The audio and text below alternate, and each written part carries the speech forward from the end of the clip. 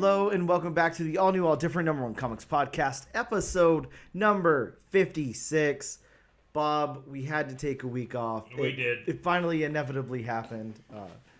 Well, it happened again. Yeah, again. It happened again. It's happening again. That's from something. Either way, we're back. Probably some sequel. It's happening again.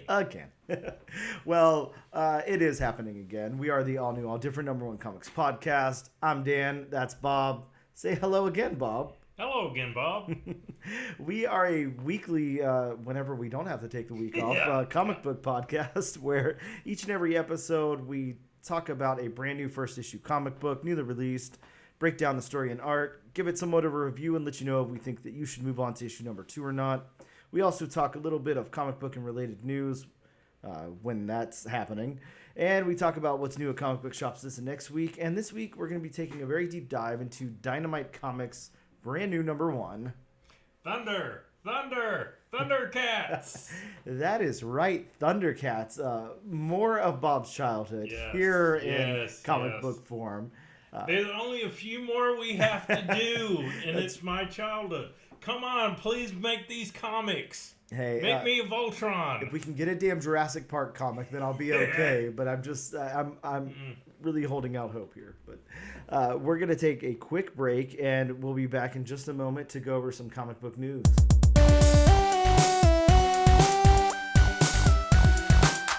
And we are back with episode number 56 of the all-new, all-different number one comics podcast.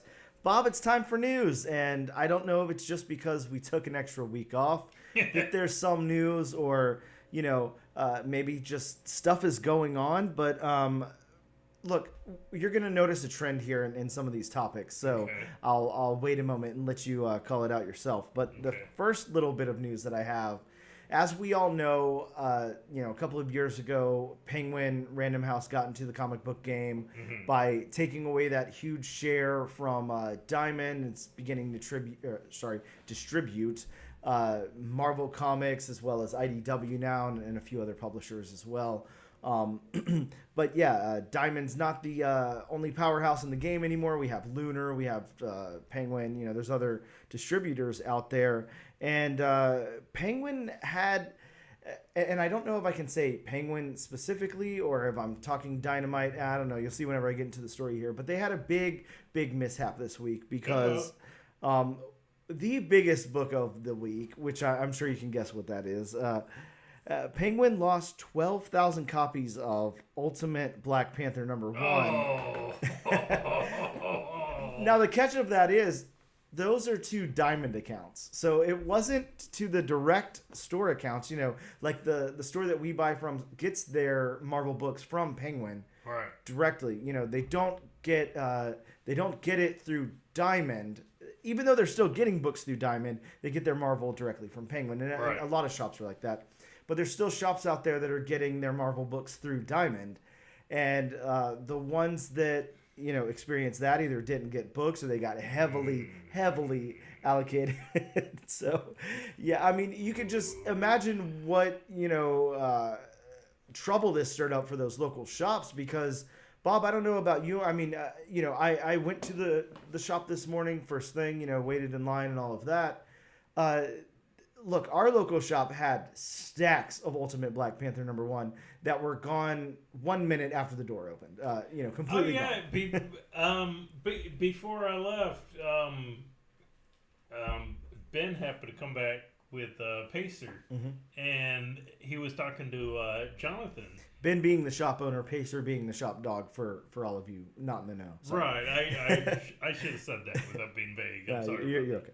But he was talking to Jonathan, and Jonathan said all the incentives were gone by the time I was there. And you think I got there probably about 1:30, so the shop had only been open for 2.5 hours. Yep. If that tells you anything, but I know everybody was. I know there was a lot of people looking forward to. This title. A lot. And I have a friend, who lives in New York, and he reported that this morning Midtown, 1 per at Midtown, and by the time he got there, everything was gone. So, wow. and Midtown, being a huge, Right, they ordered a lot. Midtown's a right.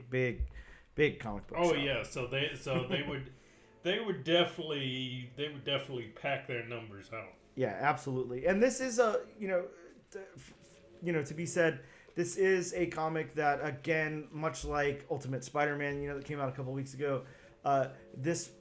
The second print was already ordered before the first printing was out. Right. So there's definitely a second printing coming. This was sold out at the distributor level and all of that. So really, really cool. And speaking about Ultimate Black Panther, the hottest book on the planet this week, I think,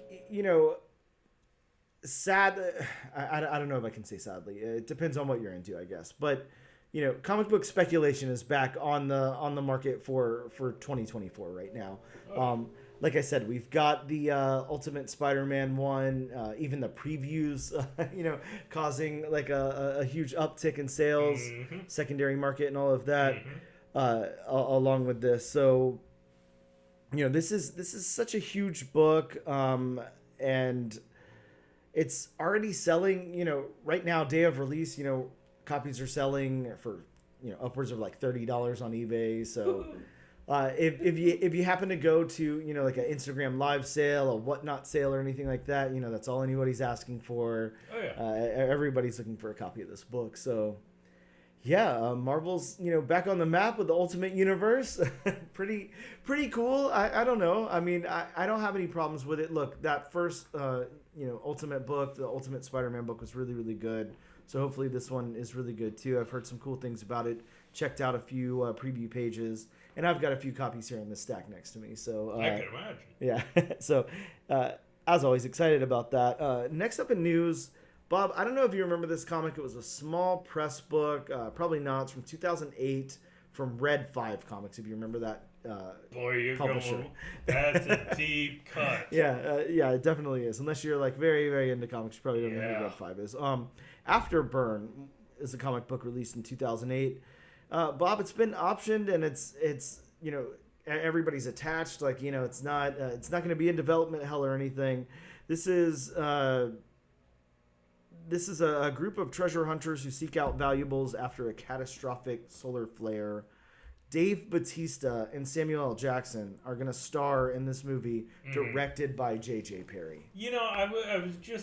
I knew that Dave Batista was going to be in a movie with Samuel L. Jackson coming up.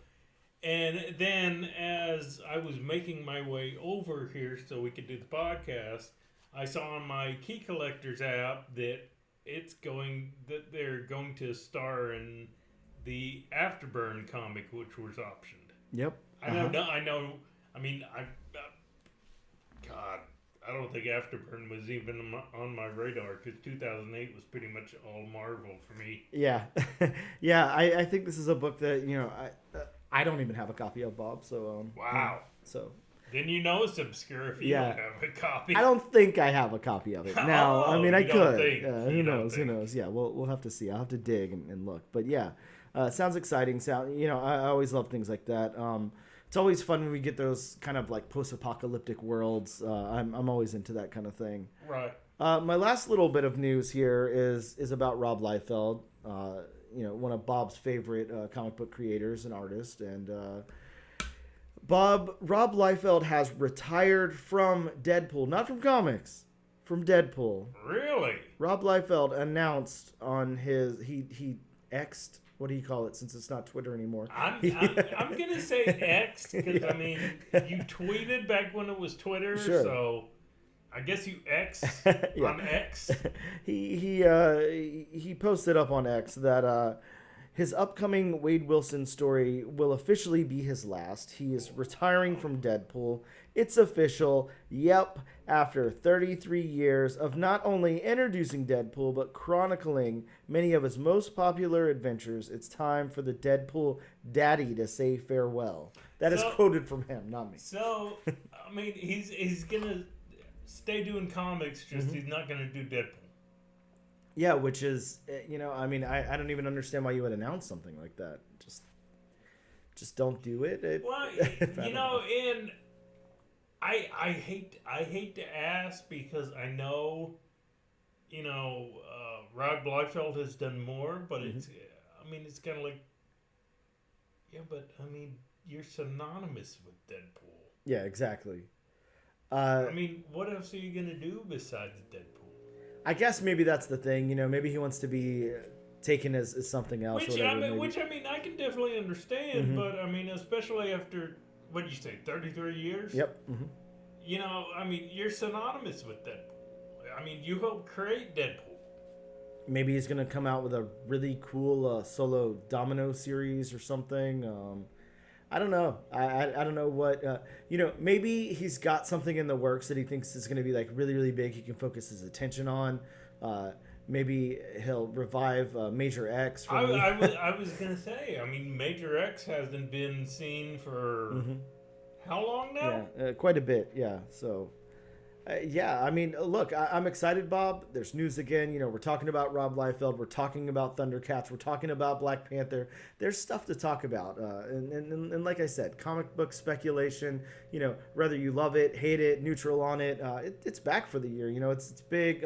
There was a huge lull in that for quite a while. I think that last year, really kind of hurt, reselling and everything, kind of drove prices down. So maybe we're going to start seeing that uptick on some of the, more popular books and everything. Of course, you have a copy of Ultimate Black Panther this week. If you want to sell that, like, you can definitely, earn some cash off of it. Same thing with your Ultimate Spider-Man. Just don't wait too long. Yeah, exactly. Those things do tend to tank pretty quickly. But yeah. That's my news. Unless you had anything you wanted to add in, Bob. Well, I did have one piece of news, and I mean, I can't necessarily say it's comic related. I mean, they did make a comic out of it. Then it's comic related. Yeah, I guess it would be comic related. But Hasbro has announced that they've put in a trademark or copyright request, or however companies go about that for the franchise Mask. Okay. I don't know if you remember Mask. I remember it's like it's what's the word? Oh God, what's the word? Where it's like the abbreviated letters for acronym. There we go. There we go. Yeah, I remember that it's an acronym for Mobile something. Armored Strike Command with K. Oh, okay. Yes. Because it was like the 80s or something. You had to, spell something wacky in there. Yeah. I mean, in the 90s, you got X. If it didn't have X in front of it, I mean, what were you doing? It wasn't worth it. Yeah, absolutely. So Hasbro putting in that copyright or whatever that. Don't exactly know what it's gonna be. I'm guessing since it's Hasbro, it's gonna. I mean, they're gonna make toys out of it because Hasbro is the toy company. Hopefully they revive the TV show. Yeah. From the 80s, because I enjoyed the cartoon from the 80s, especially the theme song. It's a banger, as the kids say nowadays. Whoa. Yeah. And I don't know, maybe if they keep going forward with it, it'll be part of their shared universe. Now, how does Mask relate to something like Transformers? Like, are they like really, really different, or like? Because all I can imagine, you're saying like it's like armored cars or something. I think Mask was inspired by, but I mean, then again, look how many franchises were inspired by Transformers. Oh yeah, sure. I mean, you had Voltron was definitely inspired by Transformers. I mean, you had GoBots, which came out before Transformers, but look who won that battle. Yeah, look who has the more popular. But yeah, I mean, Mask was basically about two groups of warring factions, as cartoons in the 80s were, well, even in the 90s. But it was basically about they literally had masks that they would put on, but they also had vehicles like big rigs, sports cars, in the evil faction, just like the Decepticons from Transformers had planes and vehicles that could fly and all that, but the vehicles were able to transform in a way, making them a mobile battle platform. Okay. Huh. So I mean, they were still vehicles, but they could change into other things. Like they could have missiles, guns. I mean, whatever. Now, somehow I missed this one. I don't know why. I do own. God, Bob, I feel like I have a couple of comics from back in the day on this, but yeah, I definitely missed the cartoon. I never watched it. I didn't obviously even know what it was. So interesting. Well, cool. Hopefully they do something with that. Yeah. Especially if it's got like a dedicated fan base, like something like Transformers or G.I. Joe does. So. Well, I mean, I think it's got a fan base. I can't say dedicated. I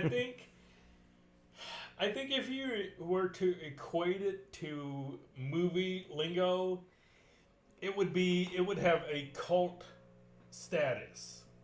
Okay. I know there were people who watched it, and I mean you can still find the toys and the action figures in like secondhand toy stores and of course online or whatnot, but it definitely wasn't as popular as Transformers or G.I. Joe. Plus, I don't think the cartoon ran for that especially long. But I mean, then again, cartoons back then, a season could be like 55 episodes. I was gonna say sometimes you get. I was watching some video on YouTube the other night talking about 80s and 90s cartoons that only had one season and on one of them, one season was 63 episodes. Yep. So I'm like, that's a pretty full run there, Well, yeah, but I mean, back then, a lot of animation studios, they would, crank out episodes weekly. Yes. And you wouldn't get,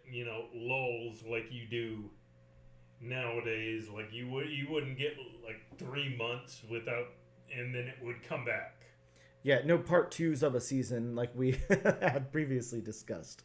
Very awesome. That's the news we have. We're going to take a quick break and we'll return with some new comics that dropped this week.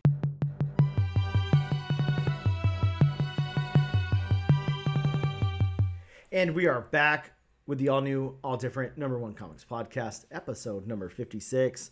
Bob, we're going to talk about some new books that dropped this week in local comic book shops.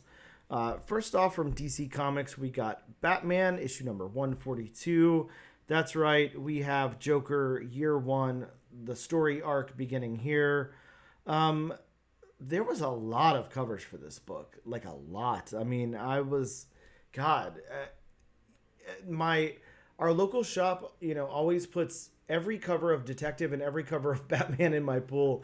And then, I sit there and pick through which one I'm going to take. But I want to say there was like 8 copies of this book in my pool. Crap. Yeah. I only ended up with 1, so don't worry. But for all you Joker fans out there, I guess here's year 1. So have fun with that. Yeah, because I know you're looking forward to seeing the first year of the Joker. Yeah, exactly. I can't wait.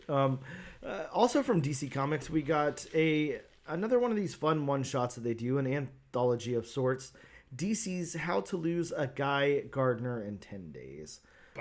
Exactly. A play on the fun movie How to Lose a Guy in 10 Days. And this one's got about 1 million different, writers and artists. Regular cover here by Amanda Connor. I don't know. Check that out if you're into that. Did you pick it up? I did not. Okay. I think the $10 price tag kind of scared me off of that one. Yeah, so I opted not to. Also from DC, though, we've got Poison Ivy issue 19. This has been a really good series so far, and this is the beginning of the origin of Poison Ivy. Of course, told here by, one of the greatest writers in the game right now, G. Willow Wilson. So what you're saying is we didn't see the origin of Batman and Robin. Probably not the same origin we're going to get here in comic book form. I'm just guessing. So that's not how Bane became Bane. Well, I don't think so, but I guess, buy a copy. That's the only way you're going to find out, Bob. We got a new number 1 from Image Comics. This one is written by Ram or Ram V, however you decide to pronounce that. I'm not too sure. I haven't heard Ram or Ram pronounce it themselves, so take that for what it is. This one is the one hand number 1. It's about a detective that's about to retire with an inevitable record. Sorry, my bad. Inevitable. Yeah, I was like, I was like also thinking to myself, that doesn't really make any sense. An inevitable record of what? An enviable record. Until brutal murder occurs, bearing all the hallmarks of the one-hand killer, which should be impossible since he already put him away once. Not once, but twice in the years before. Wow, I can't read today. I have faith in this. Ram or Ram V, really, really good writer. Well, see, I mean, with the judicial system, I mean, it's easy to, go to jail for a couple of years, get out, commit some crimes, go to jail for a couple of years, get out. Right? I always wonder about that. And of course, we're not a true crime podcast yet, but we're going on the tangent, kids. Exactly. I understand it's up to the jury, the judges, blah, blah, blah. There's a lot of different factors that go into it. But sometimes you've got somebody who, kills somebody. It's their first time killing somebody, whatever, circumstances happen, whatever, and they ended up killing somebody. And then they get the death penalty. And then over here, 2 days later, you hear about somebody who's killed somebody before, gets 12 years in jail, gets out.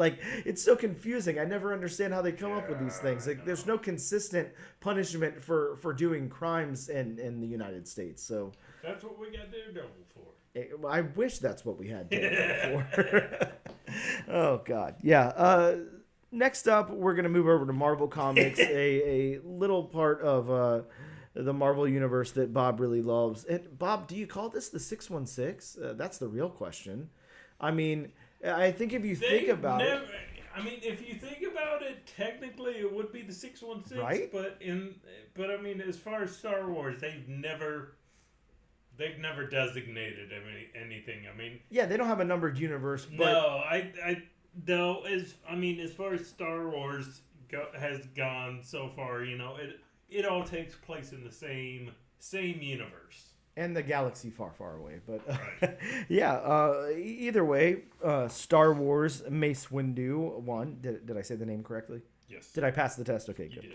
Did. This one's got the first appearance of a pirate that I'm not going to be able to say the name of, but if you'd like to chime in, Bob, please feel free. Azita Cruz. Oh, okay. Oh, wow. Yeah. So, hey, Mace Windu, cool cover. Got a first appearance of a pirate there. Why not pick it up?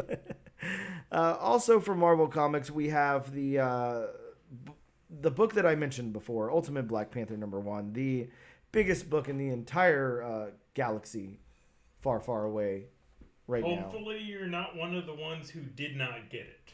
Yeah, I feel bad, but there was even a point where I'm in there with the Wednesday crew, the opening Wednesday Warriors, if you will, and yeah, a few of them. You don't have any more copies of Black Panther #1, Ultimate Black Panther 1, and sadly, all it would take is a phone call or an email. Yep. Well, a lot of people don't do that though, Bob. They just want to walk in and grab it. I mean, now you can go to the Gotham City Limits website.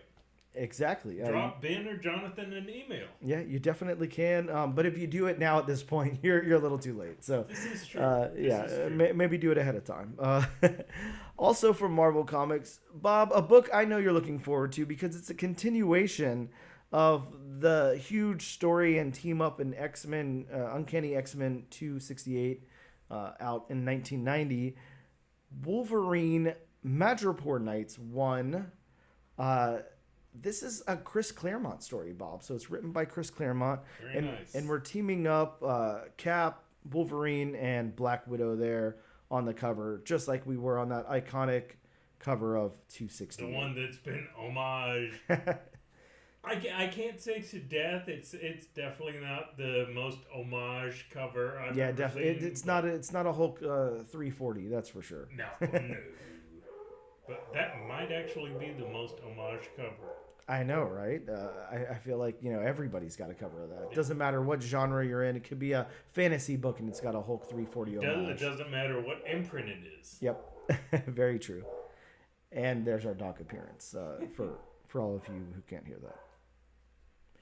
Bob, the last book we've got to talk about, of course, is the book that we're covering today, out from Dynamite Comics, Thundercats #1. I don't know what else to say about it. We'll definitely get into it in our review. The only thing I'm going to say, oh my God, the amount of variant covers for this one book. Oh, I think we're going to get into that in our review. Okay. I think that's like the prime opportunity for us to talk about all 47,000 of these covers. I'll just leave it at that. Yeah, there are a lot. We're going to take a quick break, and we'll return to talk about Thundercats #1.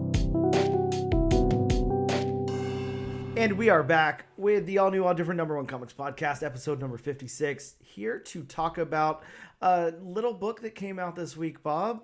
Dynamite Comics begins publishing Thundercats with this issue #1 here, written by Declan Shalvey and illustrated by Drew Moss. Wow, Bob, 2 names that I can actually say. That's a very rare occasion. And when I saw the creative team, I thought to myself, boy, even you won't have any problem saying these names. Yeah, it's very rare that happens. It really is. It really is. I'm excited it did, though. So I can sound kind of smart for a second. That's why I'm here, to give it the old college try. Hey. Whoa.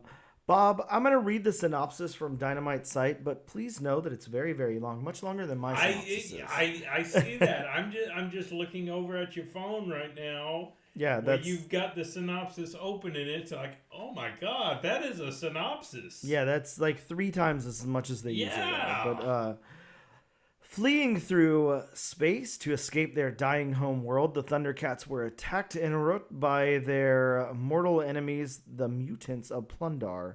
I know it's not mutants, but that's how it's written here.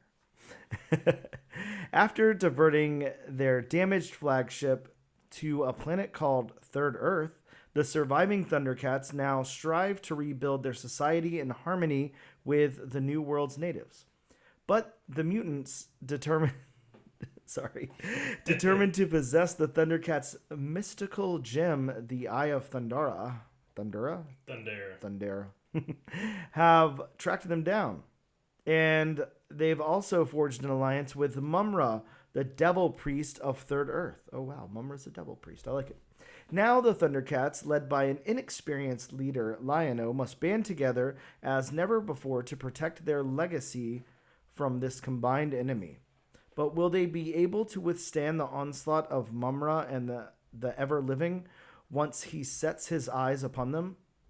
The triple threat talents, writers, artists, and Thundercat superfans of Declan Shalvey, now I mess it up, and Drew Moss join forces to bring this exciting new entry in the Thundercats canon to life. This premiere issue features 24 story pages, as well as a host of the finest cover artists of the galaxy has ever seen, including Declan Shalvey, David Nakayama, Lucio Perella, Jay Lee, Jun Cheng, and a whole bunch more. So, Bob, yeah, we're going to get into those back pages there with all the variant covers in just a little bit. I want to read, let's go into the creators as we do. Sorry. Declan Shalvey, of course, if you remember Time Before Time, I actually didn't even think about that book until I just pulled this up. But yeah, Time After Time, the long-running Image series that was by Declan Shalvey. Declan Shalvey has worked on Moon Knight, Punisher, Venom, Thunderbolts, Injection, the 28 Days Later comic book from Boom Studios, Dead Man Logan, The Ribbon Queen, All-Star Batman, RoboCop Last Stand, Dynamite, X-Men Unlimited Infinity Comics, Bloodshot from Valiant, Deadpool, Alien, Old Dog, Groot, the list goes on and on and on. So no need to continue to go on and on there. But Drew Moss illustrates this, and Drew Moss has worked on Vampirella, Red Sonja, Sonja Versal, Darkwing Duck, if we remember reviewing that book, Bob. Image Comics Copperhead, Gargoyles Quest, Gargoyles Dark Ages, Blood Feud, Negaduck, The Crow Pestilence, Vampirella versus the Superpowers. And yeah, it goes on and on and on. So quite a few credits from both of these creators. I'm going to go into my much shorter synopsis really quick. Thundercats opens with the world of... Tell me the name again. Thundera. Wow, I don't know why I can't say that. The world of Thundera being destroyed as the mutants of Thunder seek the eye of Thundera. My God. One spaceship survives, leaving the planet, but their leader dies on board. And then we meet Lion-O, the new lord of the Thundercats, and his crew. I'm not going to go into each one of their names, Bob. Just know there's a crew. I could so. Yeah. Panthero helps train Lion-O, and we further meet the Thundercats crew. Lion-O struggles with his new leadership when a mutant ship approaches. We next meet Slythe. General Slythe. Okay, good. Slythe. As he fights Lion-O, destroying the eye of Thundera. And we cut to Mumra as he asks the spirit of Jaga what happened to the eye. So, wow, I can't say many of those names. It's very hard, as we all know. That's why I'm here. Yes, that is why you're here. Bob, let's get into this book. Let's get into the story beats. I will say this. I think this moved along nicely. I think it definitely plays out kind of like a Saturday morning cartoon, like the origin story of them, or not origin story, but their origin on Third Earth here and everything is told pretty well. I get why the middle of the book was kind of just like, not much was happening or anything. Like, we kind of have to get introduced to the characters, and we have to understand that Lion-O's new in this position and everything. The whole hunting for food and the whole training sequence. Yeah, I get why all that's there. I do think it could have been condensed a little bit more. You think it kind of slowed it down? Yeah, it definitely did, because before that the pace was really good, and after that the pace is really good. It's just that middle there's a little too slow. Yeah, it didn't really stop it, but I do agree it kind of slowed it down, because it was moving at a good pace, and then it just it just kind of slowed down speed like by 1.5 times. It didn't stop it. It just slowed it down a little bit, but then it got back up during the battle. Yeah, and it did almost exactly like what I imagine, like an 80s, 90s cartoon doing. Like, you kind of like cram everything in the front end, like really quick. No need for like a lot of exposition or anything. Just here's the world, here's what happened, whatever. Don't think about it too much.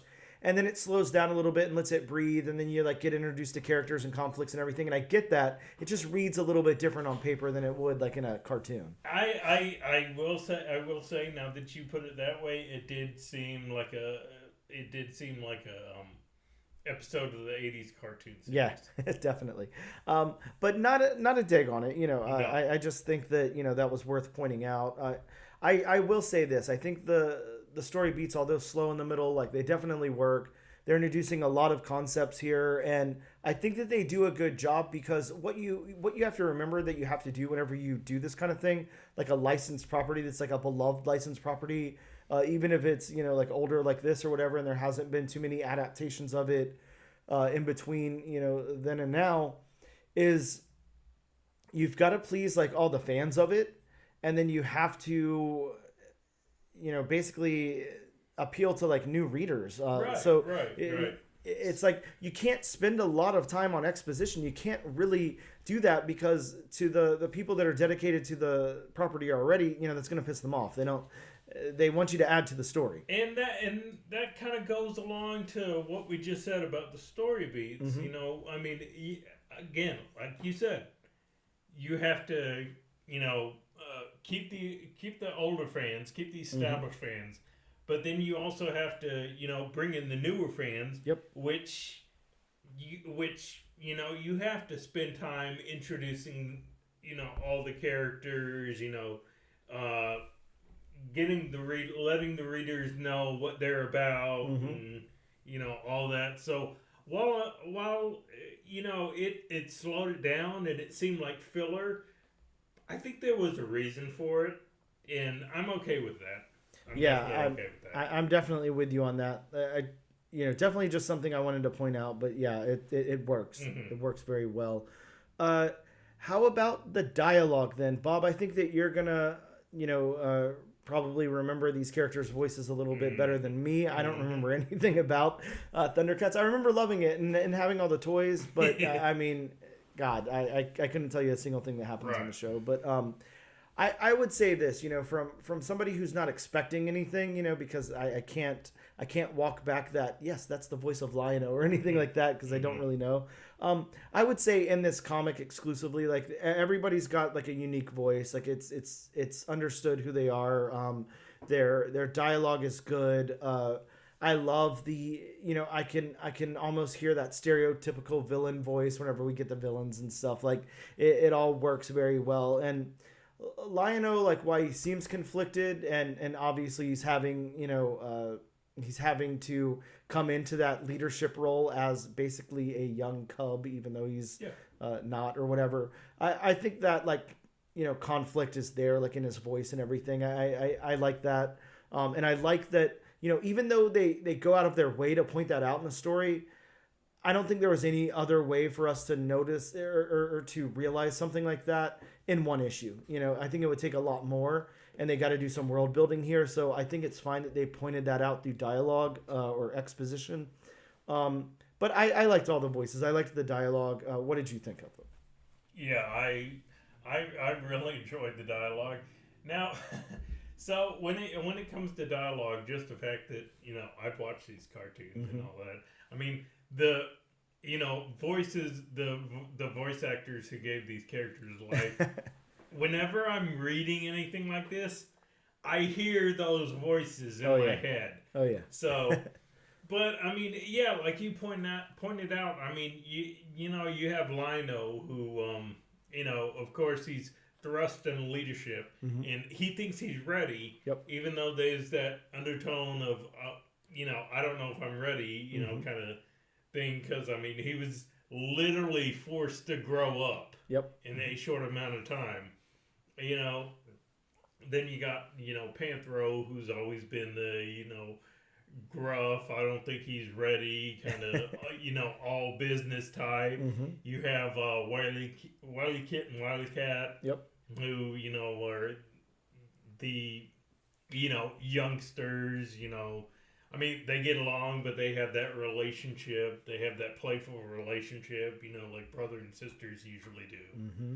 So yeah, I think all the voices definitely fit. And of course, you got Mumra, the Ever Living, who's the big bad, who definitely has the big bad voice. Yeah, and just to point out, I do love. I think I talked about this on a pretty recent episode. Oh, I'm sorry. I did 30 Days of Night bonus episode. And we had talked about, the vampires in that book having like their own specific style of dialogue in their word balloons, like font and everything. I like how they use that here too with Mumra. He's got his specific style, so his own font and everything that works for his voice. That kind of squiggly, kind of font. Yeah, I can appreciate that. I do enjoy when word balloonists put that in. Yeah, I'm a fan of that too. So next up, the narrative of this book.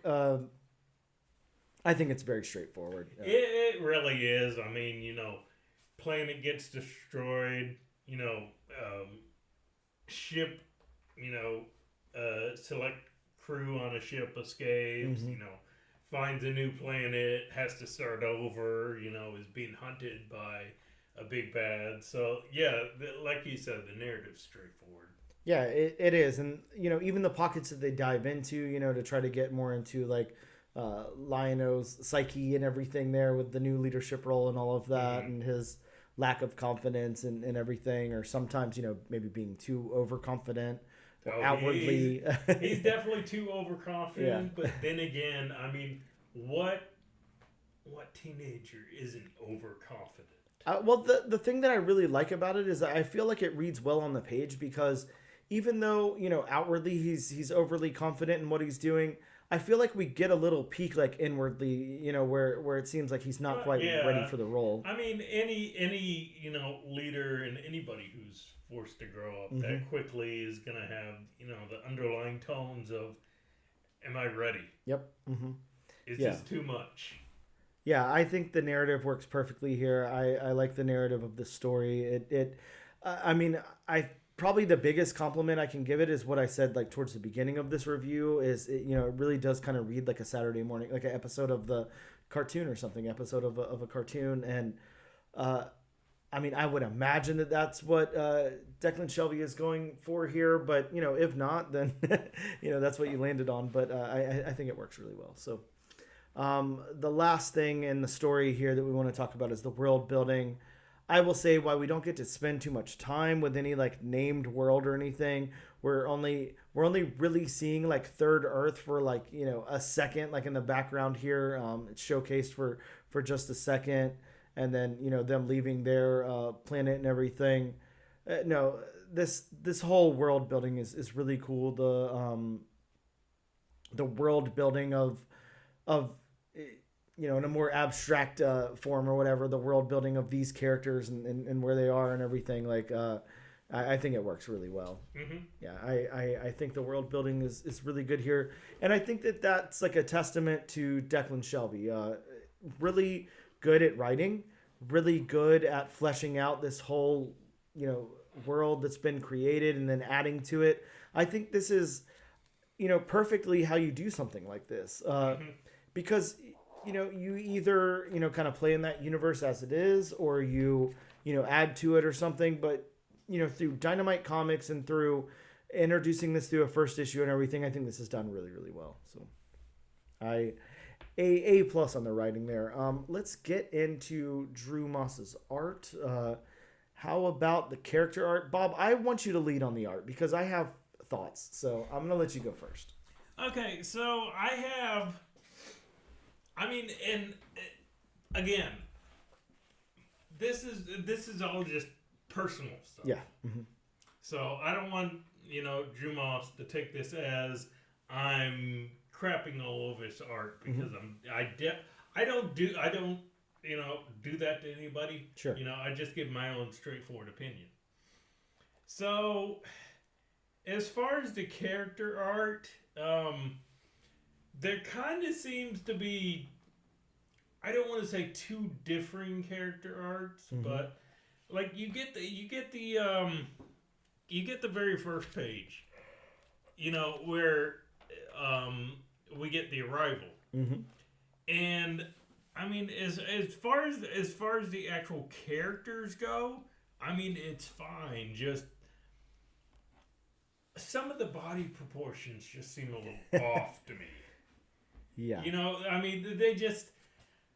So when we did the review of the Punisher a few weeks back, and you brought that up in the one panel, it just seemed like he had the Cable body. Yep. I mean, the big blocky body. But then another panel, he had a regular body. And I mean, if you look at this, especially Lino, he's got a wider body, a blockier body. But then you get Lino in the next page, and he's got more of runner's body. I mean, granted his abs and pecs are more defined, but I mean he doesn't look like he's got that big blocky look to him. Yeah, I think kind of what you're pointing out here is the lack of consistency through the character art. Ultimately, yes. Yeah, I get perspective and everything, but we're talking just a couple of panels later, not on a different world or anything either. We're talking on a ship basically or whatever. So it's not perspective can't mean that much. It's not really through a different lens or anything. I don't know. I'm really conflicted on how to word it and what to say about it and everything. But I'll just be upfront. Like, I don't love the art in this book. I can't say exactly what I don't love about it, other than I just don't think that it fits the tone of this book very well. I'm, and I don't want to speak for you. I don't want you to think I'm speaking for you, but the only, and it may be too anime-ish. I mean, granted, that's not a word, but I'm just making up my own word. But it may be too anime-ish. You know what I mean? And that may be why you're just not the biggest fan of the art. You know, again, I'm not going to speak for you, but that's just my opinion. Yeah, something's just a little off about it. I think that the level of writing here far exceeds what we're seeing in the art. I think that the team up was just a little weak in my opinion. You know, if maybe this was a passion project for both of them, maybe Declan, chose Drew or vice versa. I don't know. I mean, there could be like a whole story behind this, and maybe that's why. But I think that Drew can definitely pull it off. Drew is very worthy of illustrating a comic book. Absolutely. I think that, maybe taking like an existing franchise, like an existing loved franchise like this, wasn't the best thing for Drew in this time. I think I want to see like a little more polish, a lot more consistency, and it just wasn't. I don't know. The character art just really didn't work that well for me. I'm looking at at individual characters and everything. I'm feeling very conflicted about the way they look. So, how about the backgrounds? And let's get into the backgrounds. And talk about that for a sec. Bob, if you want to lead there. I mean, the background in some panels were really good, but it just seemed like a lot of the panels are just just kind of like that monotone color background. Which, I mean, I'm fine with focusing on characters, but I don't know. I'd kind of like to see, a little more detail, like a little, like I mean, if you're gonna show like in this one panel, I mean, of course we're supposed to know it's, I guess sunset by the colors of the clouds in the background. But, you get this close-up of Panthro, I mean, it's just that one single color. I mean, you can't make out any, cloud lines or anything like that. So, and I just think there's a little too much of that for my liking, where the panels are just, one color. Yeah, we do have a lot of close-up on characters without anything really going on in the background and everything in a lot of panels. I would say, while there's not like a whole lot of background to really focus on throughout most of the book, some of the action shots are really cool. We're looking at the one where the eye is being broken there, and like, you've got the action lines throughout the panel. Reverse on the other page, there's like a, basically like an explosion or something happening, and there's a lot of a lot going on there. Now, the first few panels of the book, before we were really introduced to the characters, those look very detailed. They look great. I thought that's kind of what we were in store for the whole book, and I was really excited about the art. And then, turning the page, it kind of, I mean, I hate to say it, but it was a little bit of a letdown. But that happens. So how about the locations, Bob? Again, we're kind of in space for a small portion of this. We're on a ship for a little bit of it, then we're on Third Earth there for a long while. How did you feel about these locations? I mean, the locations, like you said, I mean, you don't get a whole greatly mountain locations, you get them leaving Thundera. Yep. You get them going to Third Earth. You get the inside of what's left of the ship where Lino's training. You get the on Third Earth where Tigra is hunting that creature. Which the creature is never named, so And then of course you get Mumra's lair. Yeah, I think the locations work fine here. I don't have any complaints about them, and I feel like they're all unique enough where I can tell where I am and what's going on in the story. It's just, again, I feel bad. Just nothing stands out that much to me artistically in this book. With the exception of the first page, that really does. And you've got it open to a splash now that looks pretty good, too. Yeah, now I do like Mumra's lair, his pyramid. Yeah, that does look nice. That is pretty cool. The pool with the vines going down it. I mean that is cool. And then you see the outer with the pyramid, and then the obelisks around the pyramid.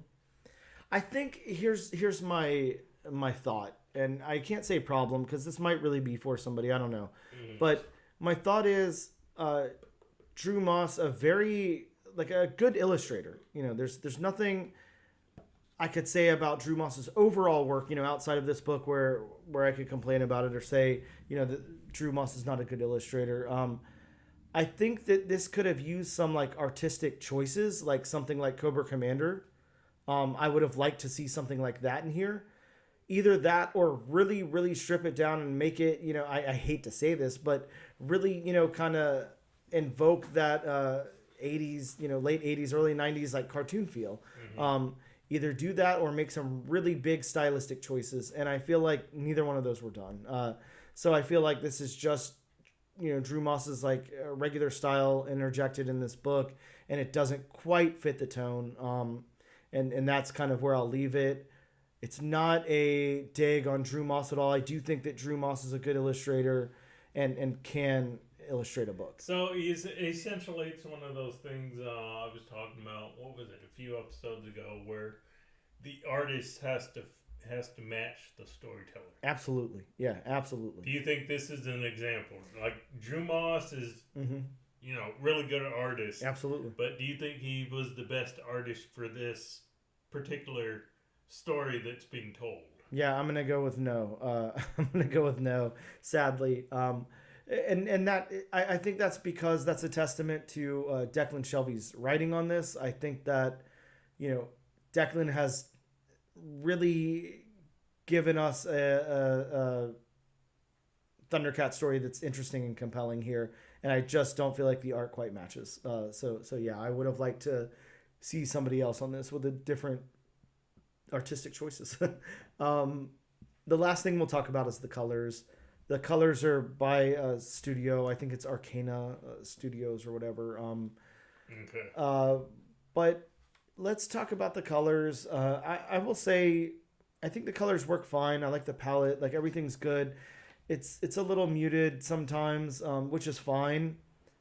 Again, does anything about the colors stand out? Like if they had, just one colorist? No. No, I think that, in my previous statement where I think that either going really, really stylistic or kind of going back to the, bright and bold cartoons, I would have rather have seen something like that. Yeah. I don't see anything wrong with the colors here. There's definitely not anything wrong with them. But again, nothing really stands out to me. Nothing says, oh my God, these were the perfect color, like a Jordi Belair. Yeah, exactly. Yeah. Jordi Belair would have crushed this. Sorry, but yeah. And I get it. It's an image. Or sorry, wow. It's a Dynamite book. It's definitely not an image book. It's a Dynamite book. And they're really playing in those licensed properties, and they really, have to assemble the teams that they assemble, and all of that. I'm not downing any of that. I don't know. I think that, if something like Transformers would have come out like this, or the, upcoming G.I. Joe books, the solo series, the little 4-part minis and stuff that are introducing the characters. If we saw something like that through some of the Energon universe titles, it would be a disappointment, you would, if you didn't have, and I know I think we're switching illustrators on Transformers now. Philip Kennedy Johnson is not going to be illustrating the book anymore, just writing it after issue 8 or something. Yes, right. But if we came out the gate without that really really big stylistic choice, because again, Daniel Warren Johnson like is a stylistic choice. Like that's a you're not gonna get like you're getting Daniel Warren Johnson out of Daniel Warren Johnson. You're not getting anything else out of that. So that was like a huge stylistic choice to put him on Transformers, and I feel like one of the big reasons that book works. And hopefully whoever they choose to illustrate after that, hopefully we'll all be like so invested in the story or whatever that it won't matter that it's a different artist. But there was a huge swing there. And then same thing, take like Duke, Cobra Commander, like there's choices being made. I just didn't see like a choice here in the artwork. It's just very I don't know how to describe it, but right. I mean, it's not bad by any means, no. But I mean, nothing stands out. Yeah, it's not bad, but I don't think it works for this. Is what I'll say. So with that being said, I think that's my review of the book. I really like the story. I think that it is a cool story. I think that it was well told, and I really like it. I like that I'm able to get invested in these characters and able to get invested in the story and everything. I think that the art works. I think I would have liked to see something completely different. Mm-hmm. So with that being said, I do want to continue on to issue number 2. This is definitely more than intriguing enough for me to pick up the second issue of and see where it goes. And I'm hoping that, maybe like Drew Moss kind of comes into his own here and make some choices that I really like in the second or third issue or whatever. But yeah, I definitely plan on continuing and seeing where it goes. How about you? You don't even need to ask me. They had me at Thundercats. Bob, I don't know. I mean, so, did you ever watch Thundercats roar? Anyway, but yeah, I definitely recommend people go on to issue number 2. Yeah, if nothing else, I mean it's well written, and you have somebody who doesn't remember shit about the cartoon, and then somebody who does, and we both liked it. So I think there's definitely something in here for everybody. Mm-hmm. Definitely go check this book out. It's really done very well, and we both liked it a lot. So with that being said, we're gonna take a quick break, and we'll return in just a moment.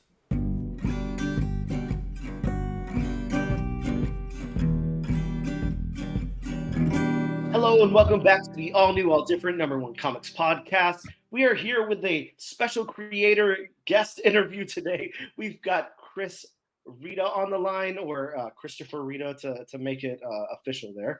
Chris, hey, welcome in. How are you? Really good to meet you. Great to talk to you. Good. Thanks for having me on here, Dan. I'm looking forward to the show and answering some of your questions there. Yeah, really excited to talk to you. I think the kind of coolest thing about all of this that we're going to talk about here, and you're like a let me think of the right way to say this, where it's you have so much on your plate. Like it looks like you're really trying to do a lot here. You've got a lot of titles coming out. You're working. You are working at the publisher, like you are a publisher or an editor-in-chief at the publisher, right? Yeah, technically co-president. Mason Mendoza is my business partner, so we kind of split the editor duties and stuff like that. So we're both publishing partners is kind of like our official titles.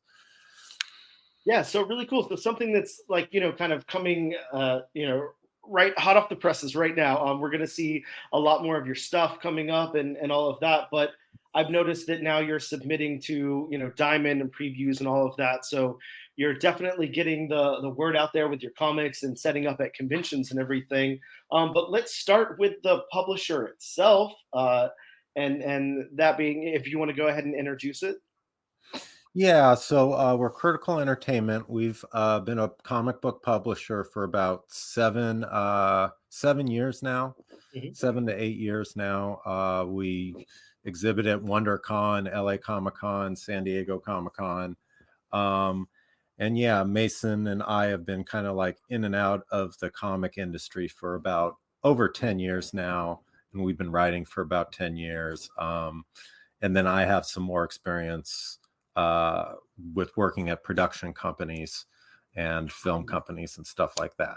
So we do original comic books, kind of create our own. We all have our own IPs, and any new stories that come in, we make sure the creators keep their IPs so they can shop them around as well. Yeah, which is always, a really cool approach, something that obviously those creators, really enjoy that benefit. It's something that, we hear a lot from people going to the big two and stuff like that. Yeah, you land that dream gig and everything, and then what's the first thing they tell you? I want to get the hell out of here and like create my own stuff and own it. That's what everybody wants. So cool that you guys are doing that over there. You've got a book that's currently in previews, and it's look, the release date March 17th, or sorry, March 27th, and that is The First Americans. This is a book that I think you already have, like, you've got it collected in trade, or you have single issues, but now it's going to be published and released through previews through Diamond, so distributed into local comic book shops and everything for everybody to buy. I want to hear about this book, because when I read the synopsis, that's on your website and on League of Comic Geeks and all of that, and the stuff that's in previews, like, it sounds so intriguing, sounds so cool. Look at some of the preview art, and it's amazing. You have a really, really good artist on this. Please talk about this. Where did this come from? Yeah, so this kind of book I collaborated with Tad Galusha. He's probably one of my more prolific artists, and he's done stuff at Omni Press and IDW, and he lives up in Alaska, and he kind of brought up kind of the idea of doing a story based on Paleo Indians and kind of that culture. So I kind of dove into some research into kind of the Paleo Indians culture, and kind of their lives. And as I started doing research, kind of a story kind of came to me, and I kind of just imagined what it would be like 14,000 years ago. And a lot of the research I came up with kind of just laid out the story for me. Like, this is the first time where people started domesticating wolves, right? So our main character, he befriends a wolf, and that's actually kind of one of the things that people use to travel into North America across the Bering Strait, is domesticating wolves. And now they have a companion that can warn them when other animals are coming. And yeah, basically there's all these archaeological sites that have these Clovis spear points that basically kind of dated when people were traveling through North America. And the big one is in Sierra Madre. They found a mammoth skeleton with these Clovis points, and they were carbon dated to about 14,000 years ago. And that's when people started piecing together that, yeah, there were people here this long ago. And yeah, I just want to tell a nice adventure, man versus wild survival story. And this is like, I don't know, I love this. I love this story. It's really cool. It's something that we don't get to see like enough of. Things like this in comics. Like, there's stuff out there. I don't think it gets like pushed enough or whatever. I'm thinking back to like even something like Age of Reptiles or something. Such a fun book. That's just such an adventure and everything. Just really, really fun to read. And I think that there's just not enough of that out in the zeitgeist of comic books. So I'm really happy that you're contributing this. So how about Tad then? How'd you hook up with Tad? And again, Tad being a phenomenal illustrator, works really, really well on this. And I've only seen like preview pages, so I haven't, looked at the whole thing or anything yet. But just from what I've seen, amazing stuff there. So, you mentioned Age of Reptiles. That's a book I've read, and that has some inspiration too. There's another book that'll come out later this year called Space Dragon, and there's no dialogue in that as well. Mm-hmm. So, that was a book that kind of showed me, okay, here's a book with no dialogue that works. And when you're in film school, one of the things they teach you is to try to show a story and not tell it. So they'll make you do like a project without dialogue. So that's kind of where this story kind of comes into play. There's no dialogue.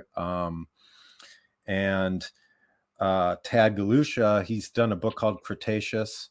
It's a lot like Age of Reptiles. It's a dinosaur book, no dialogue. And I found him at Emerald City Comic Con when I was first starting out, and I identified his talent. And then I had him work on a short called The Cowboy with Many Hats. It's like 16 pages. We released that through Diamond in like October, November time. So yeah, that's, I've been working with him for years, and we collaborated on this, and I kind of know his style, right? So I know how to make this book designed for his art. Yeah. Speaking of, now tell me the name of that book one more time, because I've actually read it, the Cowboy with Many Hats, the Cowboy with, right? Okay. Yeah. I've actually had the pleasure of thumbing through that. I don't remember exactly when it was, but I remember it well. Visually, such an amazing book, a really, really cool story too. It was one of those ones, like you said, very short, 16 pages. You get to the end and you're like, I want more of this. Where can I get some more of this? Is there any plans to do anything else with that? Like, were you treating that as like an ash can of sorts or anything? Or, I mean, it was originally just going to be a one shot. I get a lot of people who say, hey, I kind of want more of it. I'm trying to work on a screenplay for it first. Amazing. And I want to see how I do the screenplay, and if I want to try to make a comic based off the screenplay, or just kind of maybe do, go off this short and just do a second short that doesn't have to really do with the screenplay. It's kind of one of those things. I like the one shot so much, I kind of don't want to mess with it, Sure. But if it's popular enough and people want more of it, and if people want more of my work with Tad, then, that's something we've discussed. Tad and I have discussed a little bit. So a little open-ended on that. Yeah. Which, hey, I mean, I can't blame you for that. There's, I can imagine trying to adapt that into like a screenplay or write like a screenplay version of that. It's got to be a task, but very, very cool. I'd love to see something like that.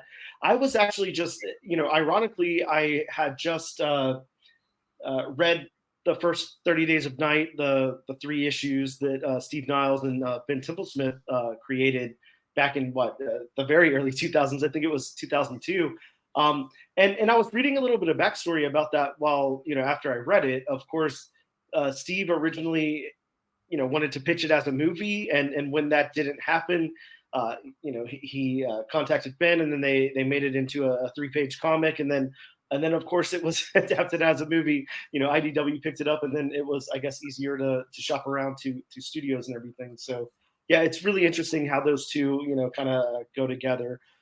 Whether it happens or not, it's just, a lot of times you are taking a screenplay and then you're illustrating that into a comic book or whatever. So kind of the nice thing about comics is you can make your full comic, and when it's done, that's like your movie. I mean, if you have enough of an imagination, you can have that book and kind of be satisfied. Like Zombie Zero, we have that optioned. We have a director and a screenplay, and that book was made maybe like 7-8 years ago. So it does take a lot of time. I think it's very important to care more about the medium you're doing. Like if you're doing a comic book, it should be the best comic book you can do, and then worry about the film later, right? Because there's going to be changes. So, don't get if you're making a comic just to sell it as a screenplay or an IP, I don't think you're going to have a good time, because you got to love the comic, and the comic's got to be good too. So, just like Steve here, he had to wait a while. So, the movies, it takes time, and it's a lot more complicated than people think on getting something made. Yeah, I can only imagine. I mean, even just coordinating something like a comic book, is a huge task in itself. You're scripting this thing, writing it, storyboarding it, whatever, and then, fleshing it out. Then you've got to, keep in constant contact with that artist, and you guys have to have that good working relationship to where your words are translating into the pictures that are going to work for the book, the illustrations that are going to work for that book. How does that go with a lot of our listeners are aspiring comic book creators, a lot of them artists, writers, whatever they want to get into comics. Of course, the comic book fandom always has a lot of people in it who want to get into writing their own comics. What's your process like whenever you storyboard something and you get it over to somebody like Tad or whatever? How does Tad bring those visuals to life? Like, are you putting a lot of trust in Tad and you're just kind of like, all right, here, I want this kind of scene, and then letting Tad go with it? Or are you like very, very descriptive? How's your work? So my scripts that I give my artists, they're pretty descriptive, and they'll be like, okay, page 5 has 6 panels, and panel 1's a wide panel, and it's a long shot, and it's over this guy's shoulder looking at this in the background, and this is in the midground. So the more detail you give the artist, the more you get, and the less changes you have to do later. One of the beautiful parts of comics and handing a script to an artist is kind of seeing what the artist does with it. And, the artist is going to change a few things. If he changes a panel from a wide panel to a tall panel or something, I'm completely good with that. Usually I'll get layouts back and I'll have maybe one change a page, and they're very minor. So the more descriptive you are, the more details you have in it, the better chance you get the image you want back. Because I can definitely see how it can be frustrating to people who don't, and then they want the artist to change it, and then to change it, and then to change it, and then your book will never come out. And maybe your artists don't want to work with you anymore and stuff like that. So, my scripts, they look like screenplays, but they do say, page this, X number of panels, this character, that character, they're on the left side of the panel, they're on the right side of the panel. And I kind of got that from like Kevin Smith. He kind of uses like a movie screenplay format to give to artists. Now, I love that you say that, because now we're going to find some very common ground. Huge Kevin Smith fan here, but when I first got into trying to write IP, whatever. And this is coming from a completely unpublished, I don't do anything with my writing. I just have some laying around, I've tried to do it, whatever. But there's not a whole lot out there. I mean, every now and again, you'll find somebody. I saw a Greg Pak script a little while back where he kind of went over what he sent to his artists and stuff like that. But Kevin Smith, I can't remember what book it's in, but Kevin Smith has this nice breakdown in one of his books where he goes over his Green Arrow run. And it's just completely broken down. It's got everything. It's got his typed up notes. It's got, pencil written notes in the margins and everything. And it's wonderful. And I love whenever creators put stuff like that out, because it is a lot of times, you can't go to school for writing or whatever. You're just trying to pick it up yourself, and you don't even understand, the basic formatting of something. And whenever somebody puts something like that out, it's really cool. It's there was a Batman book that I think Kevin did, and he had his script in the back and stuff. And I was like, oh, I know how to write screenplays. Like, this is easy. I'll just kind of go backwards from this. I guess you kind of call it the DC method a little bit more. It's more detailed. There's a few books, I think it's called In the Panels, that has kind of like a collection of different scripts from different writers, and it compares them with the art pages and stuff. So there's so many different ways of doing it. And you're right, you can't really go to school. Like, the hardest thing when I was first getting into comics, it's like very little information. Yes. Very little. Like, there's Understanding Comics, right, from Scott McCloud, and a few how to draw, or how to, Stan Lee's How to Make Comics and stuff like that. But it's not a lot. We're used to going to college and having to take classes. So I took all the film classes that has all the information, but then you get into comics and you're like, wow, no wonder this industry has problems with new talent. The entry point is really tough. And yeah, it's just, you got to kind of like learn on your own. Luckily, I kind of adapted a lot of things from film. Film and comics sort of have some similar things in the industry. So yeah, that was kind of my plan of attack. Now, when you say you took a lot from film and everything, like, did you go to film school or? So yeah, I went to film school. I worked at some production companies. I was like the intern who read the bad scripts. And after you read 100 bad scripts, you go, oh my God, I can do this. Yep. You're like, these terrible scripts have agents? Like how? And really most of them only get made if they have someone attached to it going into it. So yeah, that's where I kind of learned like how stories and scripts get through production companies and up to producers. You got to go through an intern and then their assistant and then one of the producers, and then the head producer makes a decision. It's very tough to get a 120-page screenplay to that guy at the top, where if you show them a comic or they pick the comic up at a convention, bam, they can visualize it right there. Most of the time they're reading a 1-page, thing written by the intern that kind of describes it real quick, and then they just flip through it. So that was kind of my strategy, right? Getting into comics. Very cool. Yeah. Again, a lot of similarities, but then once you kind of break down the industries, it is different. You've got your publisher here that you're working through your that you're co-running, and it's got to be a little bit different. Obviously, trying to pitch a film somewhere or something like that, finding funding and all of this. How do you guys find funding for your comics? I don't think that you guys are like going through like Kickstarter or anything. So how are you guys doing that? So we don't go through Kickstarter. I've kind of identified the Kickstarters. It's a great, pre-orders. That's all Kickstarter is. It's pre-orders. And we really want to try to make money selling through Diamond and, maybe through Lunar at some point. And we want people to go in the comic book shop and pick up our comic. I don't want people to Kickstarter it, pay $5 more than they should for the comic and have to wait and be unsure and stuff like that. So we avoided kind of the Kickstarters.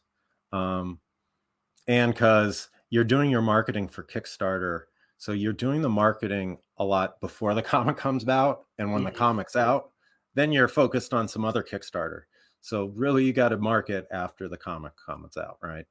So we basically sell through Diamond. We sell through our website. We sell through these Comic-Cons, and we keep our overhead as low as possible. We do pay our artists a fair rate too. So we're not screwing them over, but we also don't have a giant warehouse, and we're not paying a bunch of editors, and we're not paying graphic designers to put the book together. Like I put the book together. We're just paying artists, letterists, and printing really is kind of like our overhead. So that's how we kind of are able to afford it. Very cool. Now, are you guys strictly in-house? Do you accept submissions from potential projects or writers or anything? I mean, right now we're in-house. We have a third writer coming on soon, and we'll get kind of used to working with him and having another IP and another creator. And then we'll start opening things up. I get a lot of submissions, and it's tough to just be like, hey, you could be the next Alan Moore. We just don't really have the resources at the time. And I kind of tell people, find us at Comic-Cons. That's the easiest way. It's hard. It's hard to get an email with a PDF. You're like, I hope this isn't a virus. I'm some dude from who knows where. And yeah, so in the future, yes. And once again, like how we're able to afford it is we don't try to go too fast. we take things a step at a time. Well, I'm really excited about the First Americans, and like I said, that's dropping in local comic book shops on the end of March. I think March 27th. I still don't have that information from. Okay, sorry. Yes, March 27th for the first issue, and looks like is this a 3-part? Is this a 2-part? This is technically an 8 comic book series, 8 issues. Oh, it might go a little bit longer. It's just kind of what I have to tell Diamond. And so that's kind of like the goal. The first 2 are already done, and we've sold a bunch at comic conventions and stuff like that. But now that it's coming out through Diamond, we kind of stopped that. And we're going to let it release through comic book stores first. So the first 2 are done. Tad's illustrating issues 3 and 4 right now. Those will be out later this year. Amazing. So look, we've got that coming out March 27th. That's the First Americans, #1 by Critical Entertainment, of course, written by Chris Reda here. And make sure that you guys get to your local comic book shops. Make sure that you ask them for that on your pool before FOC. FOC is usually 1 month before the date, so right there at the end of February. So we're hitting a great sweet spot right now. Now is the best time that you can possibly hit up your local shop and let them know that you want this on your pool, because that's how you make this thing happen. You know, if shops don't know anything about the book and they don't have people asking for it, they may order a copy or 2, and then you go in to get yours and they're completely sold out, and then you're screwed. So that's how this thing works. Make sure you guys let your local comic book shop owners know that you want this on your pool, and let them know that you want like 3 or 4 copies, because this thing's going to blow up. This looks great. I'm really excited about it. Things look pretty good for it. We're getting a lot of press on it, and I've gotten a lot of interest. Issue 2 is coming out June 12th. So I have an official date for the 2nd issue. So awesome. I mean, I think this is probably going to be one of our best selling books, and kind of really helps put us on the map. You know, once again, kind of one step at a time.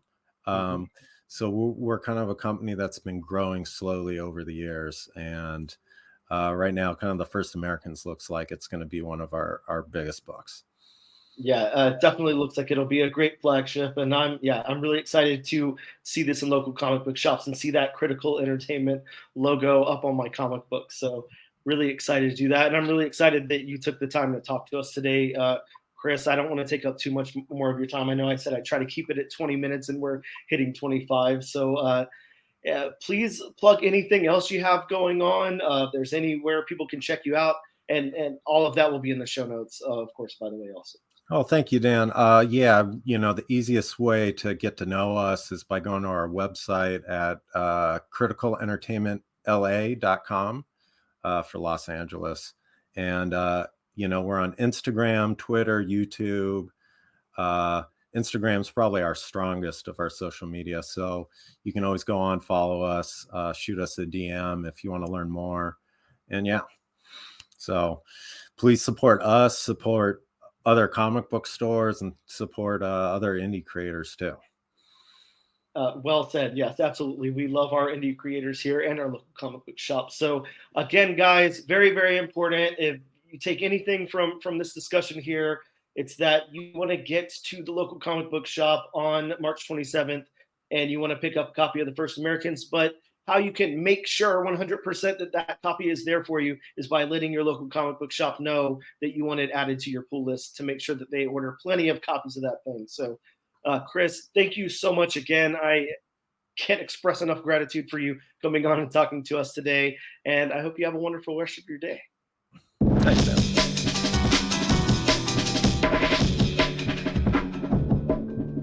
And we are back with episode number 56 of the All New, All Different #1 Comics podcast.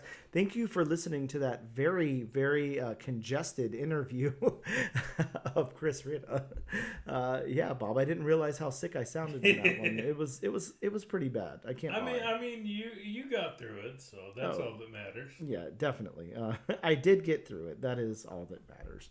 Bob, we're going to talk about some books that are dropping in local comic book shops next week, which happens to be Valentine's Day. So what better gift to get your loved one than a brand new comic book from the local comic book shop? Though, depending on what kind of comic book you get, that may send a good message. It may send a bad message. Well, that's very true. But do know that, I mean, there's some cool stuff coming out. So you never know. Bob, hit him with what's coming out next week. But first, it's disclaimer time with Bob. Yeah, like always, these are just a handful of the books that are hopefully, fingers crossed, that 12,000 don't go missing. Mm-hmm. Yeah, well, you never know. But yeah, hopefully these are coming out next week. But I mean, as you know, comic book distributors, have problems for any kind of reason. Plus, with all the weather that's been going on around the country. I mean, any excuse you can get to not deliver the comic books. It's Valentine's Day. I had to buy my girlfriend candy. Whatever. Oh, could you imagine the UPS driver showing up a few hours late? Oh yeah. I had to buy my girlfriend some flowers at the last moment. Sorry. Yeah, not going to turn out too well, but you never know. So, starting off the list from DC, we get Red Hood, The Hill, #1. Yes, Red Hood, The Hill. I actually thought this was coming out this week, but this one does have Bob's favorite possible first appearance of villains, Demetrius Corley Jr. and... Saluku. Okay, thank you for that, Bob. Yeah, Saluku, everyone's favorite DC villain. Yes, not a Star Wars character, though. It definitely could be. And not to be confused with Sulu from Star Wars. Or Star Trek. Uh-oh. Oh, my God. I'm sorry, everybody. You did it. I'm sorry. Done it now. Yeah, I know. I triggered. Going to Marvel, we have one that you're probably looking forward to. Oh, very much so. Scarlet Witch and Quicksilver, #1. And let me tell you one of the main reasons I'm looking forward to this, because not only is this going to be awesome, #2, it's written by Steve Orlando. So the very Steve Orlando who wrote the hit Scarlet Witch miniseries or series. Nice. This is a 4-part mini. And Steve talked about it whenever he came on the podcast and talked to me about some of his upcoming projects. All I can tell you, because Steve Orlando, yes, the Steve Orlando, and myself talked a little bit off air after that interview. You're abso-effing-lutely going to want to pick this up. Make sure you pick up, a couple of copies of issue #1 is all I can say. Oh, okay. Yeah. So, staying with Marvel, we have Night Thrasher #1. Bob, it is happening. Look, we talked about the 80s and 90s, how they're back here with Thundercats and everything, but push that to the side because it's really happening. We've got Night Thrasher #1 happening in 2024. This has the first appearance of the OG, a criminal antagonist. So is his name really the original gangster? Yeah, hell yeah. Oh, okay. Going to a very deep cut imprint. Yep. Acme Inc., which I've never heard of before. Yeah, they do some of these. Okay. We have Rock and Roll Biographies #22. This one's featuring a biography of a band that I think a lot of people like, but it's definitely not anybody's favorite band. That's the one thing I'd say about them. They're very unoffensive. The Foo Fighters. So I guess if you're living kind of in the shadow of like Nirvana, then it's probably a little hard to be somebody's favorite band. But those are some of the notable books that are coming out next week. I just want to showcase a couple more because Key Collector didn't talk about too many of them. We've got Blade. This is why you should consult elsewhere. Yes. We've got Blade #8 coming out, as well as Superior Spider-Man #4. We've got that second printing of Ultimate Spider-Man #1 coming out, so you're definitely going to want to check that out for sure. We also got Batman and Robin #6 and Sinister Sons #1 from DC Comics. Image has got Creepshow, Joe Hill's Wolverton Station #1. So Joe Hill, of course, from Lock and Key, and Stephen King's son. He's got a famous dad. And, if you've ever heard of him, Stephen King, check out some of the stuff. It doesn't hurt if your dad is Stephen King. Yeah. So we get another part of the Creepshow universe there. We also get Dutch #1. If you remember the Dutch Zero coming out a couple of months ago from Joe Casey, this is issue #1 that's going to be dropping. I think we get the final issue to the Deviant as well as the Infernals issue #1. And from Dark Horse, we have a new #1. If you find this, I'm already dead. Bob, that sounds great. Scary sounding title there. Blue Book has another chapter in their volumes here. This is Blue Book 1947, issue #1. And from Boom Studios, we get another new #1, The Displaced #1, by Ed Brisson, of all people. Ed Brisson, an amazing, very storied writer there, so definitely check that out. We're also going to get Zawa in the Belly of the Beast, issue #4. That was definitely a very, very fun book, so you're probably going to want to check that one out. And yeah, those are just a few more books that I wanted to showcase. Sorry, Bob. I guess I should say also Penthouse. That's right. The rival to Playboy, Penthouse, is now publishing comics, and next week they will begin. How do I pick those comics up? Polybagged, but yes. I think they'll be at your local comic book shop. But yeah, Penthouse as the publisher, Penthouse Comics #1. A whole bunch of variant covers for issue #1 there. Definitely something fun to check out. But I think that those will be not too safe for work. So make sure you pick those up in a black bag and bring them home discreetly. That is all I can say. And now is the time in the show where we put our picks for books to cover next week on the wheel. From wheelofnames.com. Not sponsored yet, might I add. It's only been over a year, Wheel of Names. Come on. Yeah, come on. You're getting so much traffic. So much free publicity from the all-new, all-different #1 Comics podcast. But that's either here nor there. We've got 3 books on the wheel, Bob, and we're going to spin that to see where it lands. But just, to keep it in the know for everybody, we're picking between Scarlet Witch and Quicksilver #1, The Displaced #1, and The Infernals #1. I'm going to click the wheel. We're going to spin it, and we're going to see where this thing lands. Where does the Wheel of Names land? Bob, looks like next week we will be covering The Displaced issue #1. Very excited to cover this book. It should be a lot of fun. And I'm going to have to email our local comic book shop and let them know to add one to each of our pools. Please. Because as we said, it's Valentine's Day, so we might not get out of work in time to pick that one up. Right. Well, thank you guys so much for hanging out with us. Thank you for listening to episode number 56 of the all-new, all-different #1 Comics podcast. As always, be sure to use our hashtag all-new, all-different nation. Wow. To be entered in our weekly giveaway.